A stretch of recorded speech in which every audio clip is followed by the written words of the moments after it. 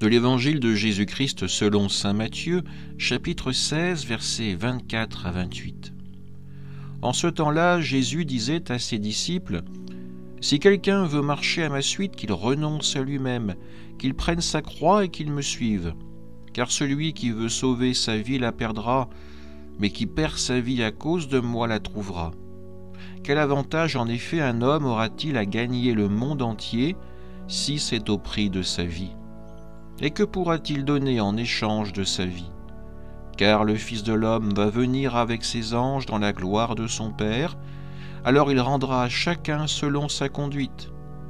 Amen, je vous le dis, parmi ceux qui sont ici, certains ne connaîtront pas la mort avant d'avoir vu le Fils de l'homme venir dans son règne. » Acclamons la parole de Dieu.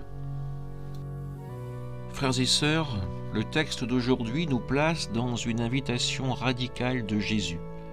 Si quelqu'un veut marcher à ma suite, qu'il renonce à lui-même, qu'il prenne sa croix et qu'il me suive. Ces paroles prononcées juste après l'annonce de sa passion et la réprimande faite à Pierre résonnent comme un appel à la fois exigeant mais aussi libérateur. Ces paroles nous révèlent ce que signifie être disciple du Christ. Elles nous invitent à réfléchir sur le sens véritable de notre vie. Jésus commence par une condition : si quelqu'un veut marcher à ma suite. Suivre Jésus n'est pas une obligation, c'est un choix libre, un acte d'amour. Ce chemin, cependant, demande un renoncement, qu'il renonce à lui-même.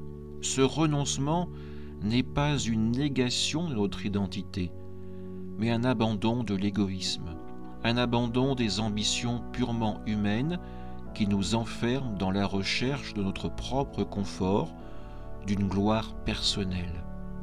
Ces paroles que nous entendons sont un appel à faire de la volonté de Dieu le centre de notre vie.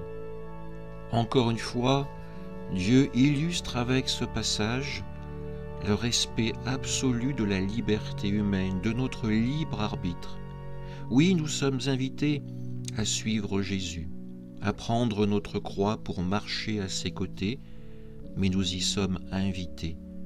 Dieu n'est pas un tyran, il n'oblige à rien, il invite, il donne gratuitement. À nous à présent de bien vouloir ouvrir notre cœur, ouvrir nos mains pour saisir la grâce que Dieu veut nous communiquer, qu'il veut nous offrir.